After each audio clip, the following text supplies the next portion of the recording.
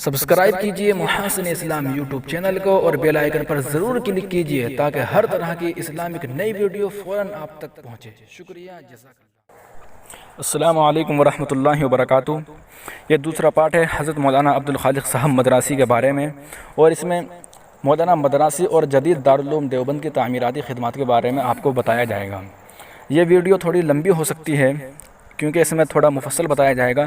انشاءاللہ وقت نکال کر یا تو اسے ڈاؤن لوڈ کر لیں، وقت نکال کر اسے مکمل سنیں، کیونکہ بہت اہم ویڈیو ہیں اور بہت اہم نکتے کی باتیں اس کے اندر کتابوں سے چھانٹ کر میں نے لی ہیں۔ انشاءاللہ آپ کو ضرور فائدہ ہوگا۔ تو چلیے ویڈیو شروع کرتے ہیں۔ اجلاس 100 سالہ کے دوران استاذی حضرت مولانا وحید الزماں کیرانوی رحمہ اللہ تعالی رحمت واسعہ و مغفرت کاملہ نے دارالعلوم کی ضرورت اور اہتمام کی فرمائش سے خداداد ذوق و مزاج کے مطابق جو جدید اہم تعمیراتی سلسلہ شروع فرمایا تھا، وہ اہم سلسلہ دور ثانی میں حضرت مولانا مدراسی کی زیر نگرانی بہت آگے بڑھا۔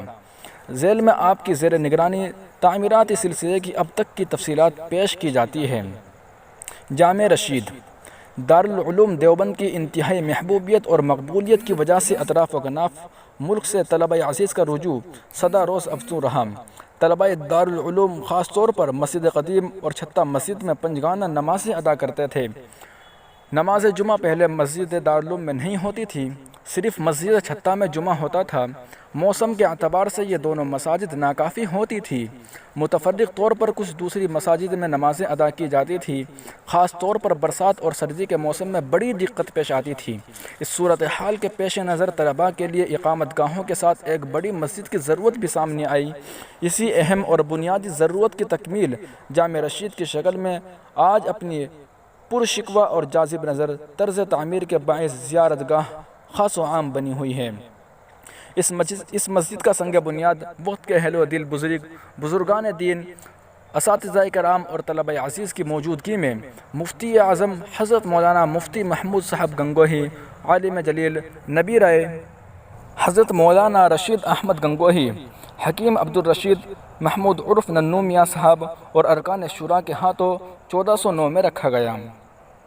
مسجد کا تعمیری کام کوئی مختصر اور معمولی نہ تھا، اس کے لیے وصف عظیمت، انتہائی جدوجہد، اوقات کی مکمل پابندی اور بیدار مغزی کے ساتھ فطری ذوق کا حامل ہونا بھی ضروری تھا۔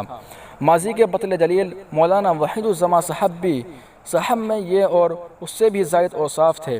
آپ کے شاگرد رشید حضرت مولانا مدراسی صاحب مدظ اللہ کے اندر صاحب بصیرت لوگوں کو یہ ضروری اوصاف اور خوبیاں نظر آئی، اور ارکان شورا نے اس عظیم الشان کام کی نگرانی آپ کے حوالے کر دی، اور یہ انتخاب بلا شبہ حسن انتخاب ثابت ہوا۔ مولانا نے شب روز کی انتہائی جدوجہد سے جس طرح اس عظیم الشان تعمیر مسجد کو تکمیل تک پہنچایا، بلا شبہ یہ آپ ہی کا حق تھا۔ کتاب کے لکھنے والے فرماتے ہیں کہ اس پوری مدت میں مختلف مراحل اور مواقع پرچشم خود آپ کو ہر موسم کی شدت میں نگرانی کرتے ہوئے دیکھا، اور دل سے بے ساختہ دعائیں نکلیں۔ آپ نے مسجد کی تعمیر و تکمیل کو شب و روز کا اوڑھنا بچھونا بنا لیا تھا، شب و روز کا ایک ایک لمحہ اس کے لیے وقف کر دیا تھا۔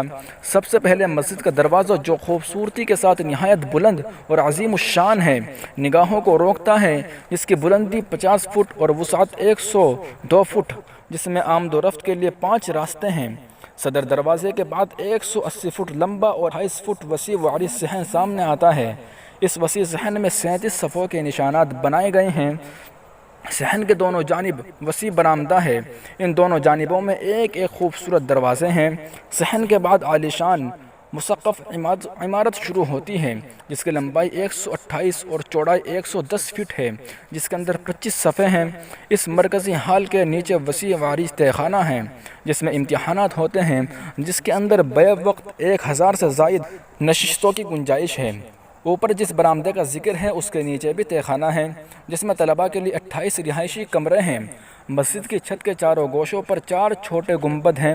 درمیان میں بڑا عظیم الشان اور خوبصورت گنبد ہے، جس کی اونچائی 120 فٹ اور چوڑائی 40 بائی 40 ہے، جس کے اندر کم سے کم 200 نمازیوں کی گنجائش کی ایک منزل ہے۔ دونوں جانب 180 فٹ بلند عالی شان میناریں ہیں جس میں ستون، نماز محراب، دیواریں ہیں، درمیان میں نیچے سے اوپر تک زینہ ہیں۔ حضرت مولانا عبدالخالق صاحب مدراسی کے بنوائے ہوئے یہ مینارے کئی میل کی دوری سے خالق کائنات کی عظمت کا اعلان کرتے ہیں۔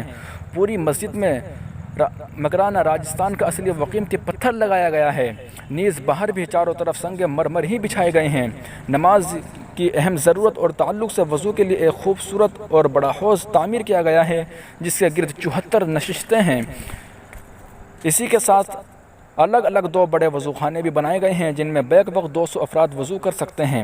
مسجد کے جانب جنوب میں 15 پیشاب خانے، 37 بیت الخلاء اور 10 غسل خانے، یہ سب بڑے صاف ستھرے انداز میں بنائے گئے ہیں۔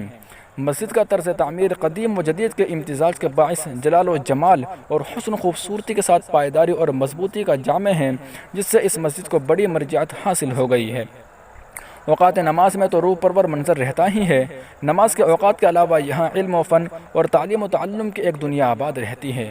بعد مغرب اور پھر بعد عشاء 12-1 بجے شب تک طلبہ عزیز کے مطالعے اور مباحثے، تکرار و مذاکرے سے یہ مسجد آباد رہتی ہے۔ دنیا کی کم ہی مساجد یہ منظر پیش کرتی ہوگی۔ اس مسجد کی یہ خصوصیت خاصہ ہے۔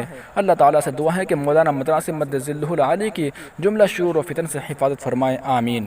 سبسکرائب کیجئے محاسن اسلام یوٹیوب چینل کو اور بیل آئیکن پر ضرور کلک کیجئے تاکہ ہر طرح کی اسلامک نئی ویڈیو فوراً آپ تک پہنچے۔